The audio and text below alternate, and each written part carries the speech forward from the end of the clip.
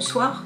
Ce soir, je vous propose la lecture de Présent et avenir de Carl Gustav Jung. Chapitre 1er. L'individu menacé par la société. De quoi l'avenir sera-t-il fait? De tout temps déjà cette question a préoccupé les hommes, mais c'est avec des intensités variables que cette question douloureuse a fasciné leur esprit. Si on interroge l'histoire, il apparaît que ce sont principalement les périodes de cataclysmes naturels, de bouleversements politiques ou économiques qui, la crainte le partageant à l'espoir, axent les regards vers l'avenir, suscitant des anticipations, des utopies et des visions apocalyptiques. Que l'on pense au siècle d'Auguste, au début de l'ère chrétienne, avec son attente de l'an 1000, ou aux métamorphoses qui se produisirent au sein de l'esprit occidental, marquant la fin du premier millénaire chrétien, aujourd'hui, le second millénaire s'achève et nous vivons dans une époque qui nous suggère des images apocalyptiques de destruction universelle. Que veut dire cette faille, concrétisée par le rideau de fer qui scinde et dissocie l'humanité en deux moitiés? Qu'adviendra-t-il de notre civilisation et de l'homme lui-même, de notre être, de la condition humaine dans son essence, si les bombes à hydrogène se mettent à exploser ou si l'absolutisme étatique, étendant son ombre sur l'Europe, nous réduit à la disette spirituelle et morale? Rien ne nous autorise à prendre ces menaces à la légère, car partout en Occident s'agitent ces minorités subversives qui tiennent sous le boisseau les torches incendiaires prêtes à les brandir. Ces minorités travaillent dans l'ombre, à l'abri même, ô paradoxe, de notre humanité et de notre conscience du droit, de sorte que rien ne s'oppose à l'expansion de leurs idées, si ce n'est l'esprit critique d'une certaine couche de la population, capable de pondération et d'une relative stabilité mentale. Mais il ne faut pas se laisser aller à surestimer l'importance et la puissance de cette couche sociale.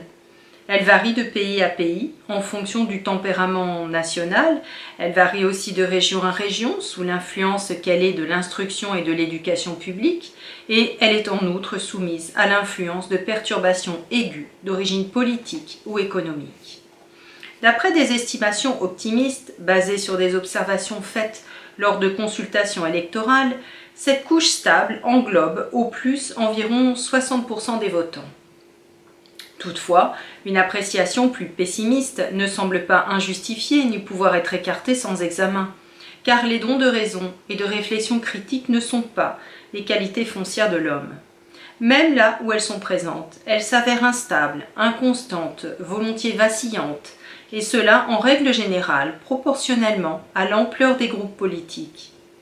Ce qui pourrait encore subsister de réflexion, de compréhension et de perspicacité chez l'individu se trouve écrasé par la masse, et c'est pourquoi cette dernière mène nécessairement à la tyrannie autoritaire et doctrinaire dès que l'État fondé sur le droit manifeste des signes de faiblesse.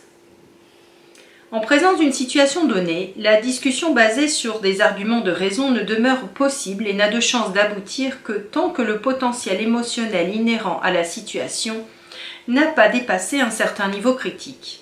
Dès que ce dernier est franchi par la température affective et l'émotivité, les possibilités et l'efficacité de la raison se trouvent anéanties. S'y substituent des slogans et des désirs chimériques et fumeux, c'est-à-dire que la raison fait place à une espèce d'état de possession collective qui se propage à la manière d'une épidémie psychique. Quand les choses en sont là, surgissent ces éléments troubles de la population qui jusqu'alors, tant que régnaient les normes de la raison ou de l'ordre établi, ne menaient en tant qu'éléments asociaux qu'une existence tout juste tolérée. Que l'on n'aille surtout pas penser que de tels individus ne constituent que de rares curiosités et qu'on ne les rencontre que dans les prisons ou les asiles. D'après mon expérience, j'estime qu'il existe pour tout malade mental manifeste au moins 10 cas de folie latente. Si cette dernière n'explose pas fréquemment, il n'en demeure pas moins que les conceptions, les comportements et le rayonnement social de ces êtres se trouvent sous l'emprise d'influences inconscientes, maladives et perverses, bien qu'ils présentent toutes les apparences du normal. Pour des motifs bien compréhensibles, aucune statistique médicale ne peut nous renseigner sur la fréquence des psychoses latentes. Même si leur nombre n'atteint pas 10 fois celui des aliénés et des criminels manifestes, leur pourcentage relativement faible comparé à l'ensemble de la population ne s'en trouve pas moins largement contrebalancé par la nocivité toute particulière de tels individus. Leur état d'esprit, en effet, correspond à celui d'un groupe ou d'une masse en état d'excitation collective, en proie à des préjugés affectifs et à des fantasmes qui les portent à prendre leurs désirs pour des réalités. Au sein d'une telle masse, ce sont les éléments asociaux qui sont les adaptés. Ils s'y sentent comme des poissons dans l'eau. Leur vécu personnel, leur expérience intime leur ont déjà appris le langage et le maniement de tels états affectifs. Leur idée chimérique, sous-tendue par des ressentiments fanatiques, en appelle à la déraison collective et y trouve de fertiles alluvions. N'expriment-ils pas tout haut les motivations, les ressentiments et les exigences qui, chez les individus plus normaux, sommeillent en général sous le manteau de la raison, de l'acceptation, de la résignation, voire de la commodité? C'est pourquoi ces êtres porteurs de déséquilibres latents, en dépit de leur nombre relativement faible si on les compare à l'ensemble de la population, n'en constituent pas moins des sources éminemment dangereuses d'infection.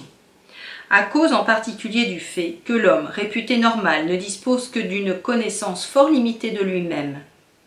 On confond en général la connaissance de soi avec la connaissance de son moi conscient, que l'on tient pour sa personnalité. Quiconque dispose tant soit peu de conscience de son moi croit naturellement avec la plus grande assurance se connaître. Or, le moi ne connaît que ses propres contenus. Il ignore tout de l'inconscient et de ses teneurs. L'individu mesure en général la connaissance qu'il a de lui-même à la moyenne de connaissances de soi qu'il rencontre chez les êtres qui constituent son environnement social, et non aux données psychiques réelles qui pour la plus grande part lui sont cachées. À ce point de vue, il en est de la psyché comme du corps, avec ses structures physiologiques et anatomiques, dont le profane sait en général fort peu de choses. Quoiqu'il vive grâce à elle et en elle, il en ignore la majeure partie, et il faut déjà des connaissances scientifiques spéciales pour acheminer vers la conscience ce qu'on en peut savoir, sans même parler de ce qui, tout en existant, échappe à la connaissance. Ainsi, ce qu'on appelle couramment « conscience de soi » n'est le plus souvent qu'une connaissance réduite de ce qui se déroule dans la psyché humaine. Et ce savoir, dans son acuité et sa dimension, dépend paradoxalement moins de son objet que des facteurs sociaux et des idées en cours sur ce sujet dans la société. D'une part, on se heurte à tout propos aux préjugés allégant « cela n'existe pas ou n'arrive pas chez nous », que ce « chez nous » indique notre famille ou notre entourage plus ou moins proche. À l'inverse de cette fin de non-recevoir, on suppose tout aussi fréquemment l'existence illusoire de prétendues qualités. Le seul résultat de ces deux attitudes opposées de l'esprit, refus hautain de ce qu'apporte la vie, allégation fallacieuse de qualités inexistantes, étant de brouiller les cartes et de ne servir qu'à dissimuler la situation réelle. Il faut en outre compter avec cet immense domaine de l'inconscience qui est hors de la portée de la critique et du contrôle de notre conscient, et au sein duquel nous sommes exposés sans défense à toutes les influences possibles et imaginables, et à toutes sortes d'infections psychiques. Quel que soit le danger auquel nous ayons à faire face, nous ne pouvons nous en défendre que si nous le connaissons. Il en va de même à l'adresse du danger de contamination psychique, dont nous ne pouvons nous protéger que si nous en sommes conscients, que si nous nous efforçons de discerner ce qui nous assaille, comment, où et quand nous risquons d'être investis. Mais revenons à la connaissance de soi. Comme il s'agit à son sujet de discerner, de reconnaître des données individuelles, c'est-à-dire variables à l'infini, il faut bien s'avouer de prime abord qu'une théorie sera pour ce faire le moins utile des instruments, car plus une théorie prétend avoir valeur et portée universelle, moins elle est susceptible de rendre justice à un fait individuel. Une théorie basée sur l'expérience est nécessairement statistique, c'est-à-dire qu'elle formule une moyenne idéale qui éteint toutes les exceptions vers le haut et vers le bas et les remplace par une donnée moyenne abstraite. Cette valeur moyenne est valable alors même qu'elle peut ne pas exister concrètement en réalité. Dans la théorie, elle figurera en tout cas comme une donnée fondamentale inattaquable. Les exceptions, dans un sens ou dans un autre, sont tout aussi réelles, mais ne figurent pas dans les résultats finaux, car elles se elles se compensent mutuellement. Si par exemple je détermine dans une carrière de gravier le poids de chaque caillou et que je trouve un poids moyen de 145 grammes, ceci ne me renseigne que de loin sur la complexion véritable de la couche de gravier en question. Quiconque sur la base de ces données penserait pouvoir attraper dans la première poignée un caillou de 145 grammes pourrait se tromper fortement. Il est même possible que malgré des recherches très poussées, on ne trouve pas un seul caillou pesant 145 grammes. La méthode statistique peut certes nous donner la moyenne idéale de certains faits, elle n'en demeure pas moins incapable de nous transmettre une image de la réalité empirique. Elle nous donne un aspect indiscutable de la réalité, mais elle peut en fausser la vérité effective jusqu'au contresens. C'est en particulier le cas pour les théories basées sur la statistique, car les faits réels se distinguent précisément par leur individualité. En poussant les choses jusqu'au paradoxe, on pourrait dire que l'image réelle ne se compose que d'exceptions et que la réalité absolue, par conséquent, présente un caractère prédominant. Il faut garder ces réflexions présentes à l'esprit quand on veut évoquer une théorie qui peut et doit servir de fil conducteur à la connaissance de soi. Il n'existe pas, il ne saurait exister de connaissance de soi qui répondrait uniquement à des présupposés théoriques. Car l'objet à connaître est un individu qui constitue, par rapport à l'ensemble, une irrégularité et une exception. Ainsi, ce n'est pas la conformité à une norme générale et régulière, mais bien plus son unicité qui fonde l'individu en tant que tel. On ne saurait comprendre l'individu comme une unité qui se répète et serait interchangeable. Il demande à être entendu comme un détail unique dans l'ensemble du corps social, détail qui, en dernière analyse, ne peut être ni comparé, ni catégoriellement reconnu. Certes, l'homme non seulement peut, mais doit être saisi et décrit en tant qu'unité statistique, faute de quoi il serait impossible d'affirmer quoi que ce soit de général à son sujet. À cet effet, il faut le considérer comme une unité comparable à une autre unité. C'est à partir de là qu'a pu naître une anthropologie de portée générale et une psychologie qui traite d'une image abstraite et moyenne de l'homme, d'un homme qui se voit amputé de tous ses traits d'individualité.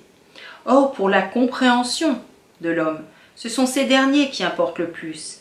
Si je veux donc comprendre l'homme individuel, je dois laisser de côté toute la connaissance scientifique que j'ai de l'homme moyen, renoncer à toute théorie pour m'ouvrir, autant que faire se peut, à une confrontation nouvelle et sans préjugés.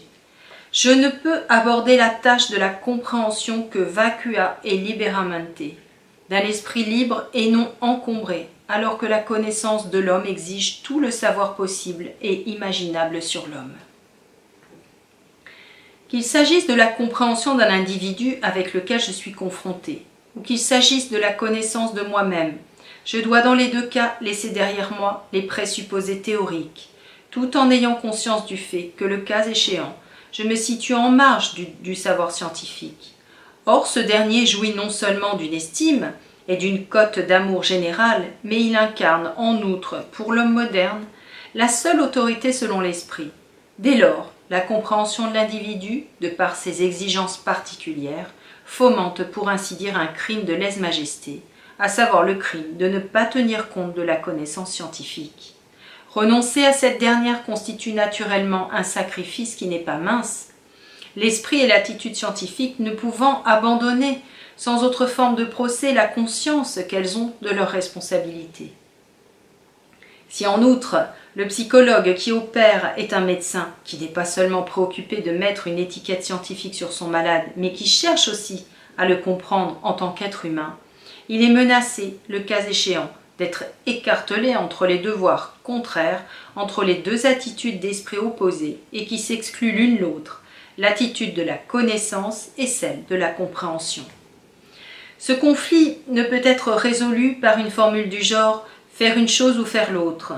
Et en face de cette difficulté, l'esprit doit s'efforcer, conscient de la dualité, de poursuivre sa route sur deux rails, faire une chose et ne pas négliger l'autre. La valeur de la connaissance dans son principe constituant spécifiquement la non-valeur de la compréhension, et l'inverse, on est fort menacé si l'on prétend opérer parallèlement sur les deux tableaux et selon les deux modes de pensée, d'aboutir à un paradoxe. Que l'on y songe pour le jugement scientifique d'une part, l'individu ne signifie rien, sinon une unité répétée à un nombre infini d'exemplaires, et que l'on pourrait aussi bien désigner d'une lettre ou d'un nombre, et pour la compréhension d'autre part, c'est précisément l'homme, artificiellement isolé et unique, qui est le seul objet réel et l'objet par excellence de l'enquête. Cette enquête, supposant la mise en veilleuse de toutes les lois que l'homme de science a précisément à cœur, c'est pour le médecin que cette contradiction devient au premier chef un problème. Équipé de pied en cap avec les vérités statistiques de sa formation scientifique, le voici soudain confronté à la tâche de soigner un malade, tâche qui requiert, en particulier dans le cas des maux psychiques, une compréhension individuelle. Plus le traitement sera schématique, plus il déclenchera de résistance légitime chez le malade, et plus la guérison de celui-ci sera compromise. C'est pourquoi le psychothérapeute se voit obligé, qu'il le veuille ou non, de prendre en considération l'individualité de son malade, d'y voir une donnée essentielle qui commande même au choix des méthodes. Toute la médecine actuelle d'ailleurs se pénètre de l'idée que la tâche du médecin est de soigner un homme malade et non pas une maladie abstraite dont n'importe qui serait le porteur. La médecine en cela ne constitue qu'un cas particulier d'un problème beaucoup plus général d'éducation et de civilisation. Une culture scientifique dans son principe repose pour l'essentiel sur des vérités statistiques et sur des connaissances abstraites. Elle nous transmet par conséquent une conception des choses rationnelles et en marge du réel concret, au sein de laquelle le cas individuel est ravalé au rang fictif de phénomène marginal. Or c'est l'individu qui, en tant que donnée irrationnelle, est le véritable porteur de la réalité. C'est dire que c'est l'individu qui est l'homme concret, par opposition à l'homme normal ou à l'homme idéal qui, lui, est une abstraction, cette abstraction étant la seule base des formulations scientifiques. L'aspect de ces dernières se trouve accentué par le fait que les sciences de la nature s'efforcent de décrire leurs résultats comme si leurs recherches étaient menées sans l'intervention de l'homme, ce qui revient à dire que la coopération indispensable de la psyché reste invisible. La physique moderne constitue une exception à cette règle en précisant que, dans certaines circonstances, l'objet observé n'est pas indépendant de l'observateur. De ce point de vue également donc, les sciences de la nature promeuvent une image du monde dont une psyché humaine réelle semble exclue, ceci en opposition aux sciences de l'homme. Sous l'influence des préjugés et des conditionnements scientifiques, non seulement la psyché, mais aussi l'homme individuel, voire l'événement et le vécu personnel, subissent un nivellement et une distorsion qui les défigurent, réduisant l'image de la réalité aux proportions d'une idée moyenne. Et que l'on n'aille pas sous-estimer l'efficacité psychologique qui émane d'une image statistique du monde, elle refoule l'individuel au bénéfice d'unités anonymes qui se rassemblent en groupements de masse. C'est-à-dire qu'en lieu et place de l'être individuel et concret surgiront les noms d'organisations, au fait desquels figurera la notion abstraite de l'État, incarnant le principe de la réalité politique. Il en résulte immanquablement que la responsabilité morale de l'individu est remplacée par la raison d'État. À la place d'une différenciation morale et spirituelle de l'individu, surgit la prospérité publique et l'augmentation du niveau de vie. Dans cette perspective, le but et le sens de la vie individuelle, qui, il faut y insister, est la seule vie réelle, ne réside plus dans le développement de la maturation de l'individu, mais dans l'accomplissement d'une raison d'État, imposée à l'homme du dehors, dans la réalisation donc d'un concept abstrait qui a tendance, en définitive, à tirer à lui toute la vie. L'individu se voit privé de plus en plus des décisions morales, de la conduite et de la responsabilité de sa vie. En contrepartie, il sera, en tant qu'unité sociale, régenté, administré, nourri, vêtu, éduqué, logé dans des unités d'habitation confortables et conformes, amusé selon une organisation des loisirs préfabriquée, l'ensemble culminant dans une satisfaction et un bien-être des masses qui constituent le critère idéal. Les dirigeants de leur côté constituent eux-mêmes des unités sociales au même titre que les administrés et ils ne se distinguent que par le fait qu'ils sont des représentants spécialisés de la doctrine d'État. Cette dernière n'a que faire des personnalités capables de jugement et n'est soucieuse que de trouver des spécialistes qui demeurent plus ou moins inutilisables en dehors de leur spécialité. Cela n'a guère d'importance et c'est même souhaitable puisque c'est la raison d'État qui doit décider de tout en dernière analyse, en particulier ce qui doit être enseigné et appris. La doctrine d'État qui semble détenir la toute-puissance sera pour son compte gérée et cultivée au nom de la raison d'État par les plus hauts gouvernants qui réunissent en eux tout le pouvoir. Quiconque atteint à ces hauts postes, que ce soit par l'élection ou par l'arbitraire, n'a plus d'instance contraignante au-dessus de lui, puisqu'il est l'incarnation de la raison d'État. Et il pourra, dans le cadre des possibilités données, agir à sa guise et selon son bon plaisir. Il peut dire avec Louis XIV « l'État c'est moi ».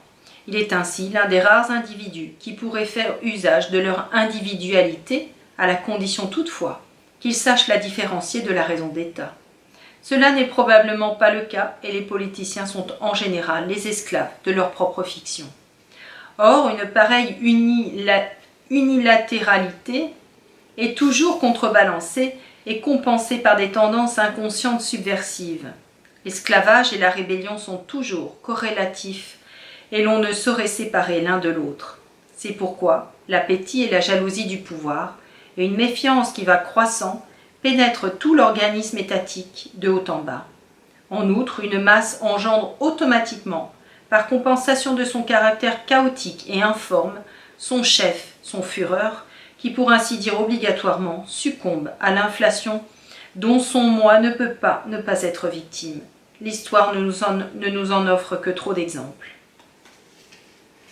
Un tel développement devient logiquement inévitable à partir du moment où l'individu est saisi dans une masse, où il disparaît, n'étant plus comme tel qu'une survivance. Même en faisant abstraction des agglomérations de grandes masses humaines au sein desquelles l'individu disparaît de toute façon, c'est le rationalisme de la pensée scientifique qui s'avère être l'un des facteurs principaux de l'agglutination des individus en masse. En effet, ce rationalisme prive la vie individuelle de ses bases et partant de sa dignité et de sa légitimité, car dans sa visée, l'homme comme unité sociale a perdu son individualité et s'est transformé en un numéro abstrait de la statistique sociale. En tant que numéro, il ne peut plus jouer que le rôle d'unité infinitésimale et interchangeable. Vu du dehors, dans une perspective rationnelle, c'est bien ainsi que les choses apparaissent. Et quand on se place dans cette perspective, il semble ridicule que l'on parle ou que l'on n'ait jamais pu parler de la valeur et du sens de l'individu.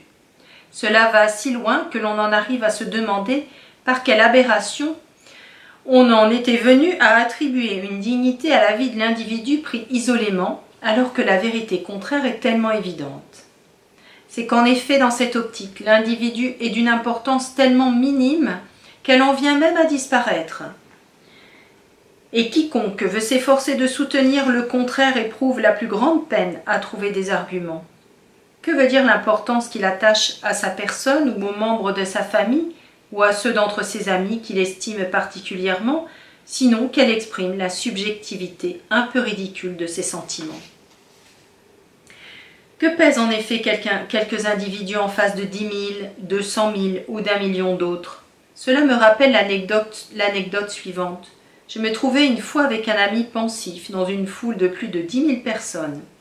Et cet ami de me dire soudain « L'argument le plus décisif contre la croyance en l'immortalité, c'est que tous veulent et aspirent à être immortels. » Plus une foule est grande et plus dévalorisé se trouve l'individu. Mais dès que l'individu s'identifie au sentiment écrasant de sa petitesse et de sa futilité, qu'il en perd le sens de la vie, qui ne s'épuise pas dans la notion de la prospérité publique ou d'un niveau de vie amélioré, d'irrégularité. Il est déjà sur le chemin de l'esclavage d'État et il en est même devenu, sans le savoir et sans le vouloir, le promoteur. Quiconque ne regarde que vers l'extérieur et les grands nombres se dépouille de tout ce qui pourrait l'aider à se défendre contre le témoignage de ses sens et contre sa raison. Or c'est malheureusement ce que le monde entier est en train de faire. On est tellement fasciné par les vérités statistiques et par les grands nombres que l'on en est comme frappé de stupeur. Et on est tous les jours que le bon Dieu fait renoncer dans le sentiment évident de l'impuissance et du néant de la personnalité individuelle, qui n'est rien puisqu'elle ne représente ni ne personnifie aucune organisation collective.